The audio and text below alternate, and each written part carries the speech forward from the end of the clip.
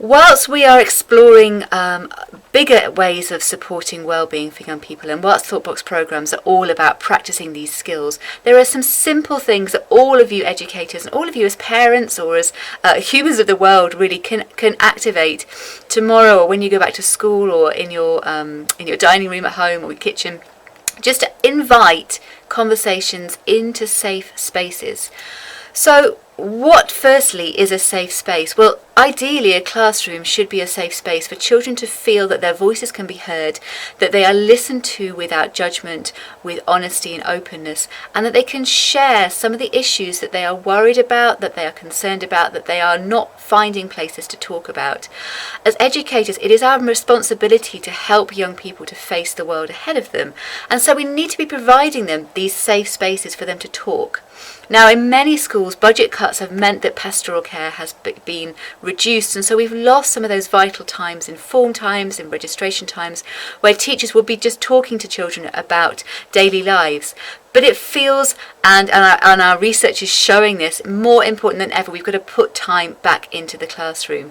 We've got to create safe spaces. We've got to find simple strategies within your classroom that can help children to see that that space, what is shared in that space, is sacred for them, and it's a place where they can really unveil how they're feeling in that moment. So some of the schools we work with, we do a training on this, work a class charter to agree how to talk about issues. You know, we think about respectful listening and taking it in turns. So having a way of creating that safe space is a really important part of the process, and inviting children into that, so letting them feel that they are creating in the classroom a space that is open and honest, but it's also a space where they can share and feel vulnerable. Teachers ourselves, we have no answers to a lot of these issues that young people are talking about or thinking about or worrying about, and that's okay.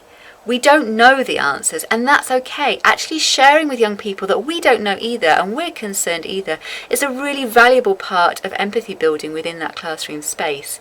And so having yourself as a facilitator of discussions rather than a teacher in these scenarios is really important. You are not there to give young people the answers to the questions or the worries that they have. You are there to open a space for them to talk about these big issues and listen to other people. So within these spaces you will undoubtedly have a wide range of opinions. You will have cultural and social opinions coming through, but it's incredibly important that we are developing our young people's skills of being global citizens, of being open to the very different approaches that we all have of dealing with what's going on around the world. There will be very different and contradictory views about some of the issues that are happening, but by developing these safe spaces and showing children how to be respectful to difference, it's a vital skill for helping them not only deal with what's going on right now by talking about it, but looking ahead at how to work with controversy, with difference, with changes of opinions or difference of opinions in the future. So a lot of the work that ThoughtBox is doing in schools is providing curriculum which helps you to talk about these controversial issues, these big issues that are happening, and develop these life skills at the same time. And also training to support teachers in how to create these really safe spaces in the classroom. But beyond that training, beyond the programs, there are things that you can do tomorrow to just open up the space. And the most important one is to invite the question. We have a myriad of issues going on in the world right now, and there's some really exciting elements coming through of how people are reacting and responding to some of the seemingly crisis moments. But having that invitation in the first place to talk about them is really important.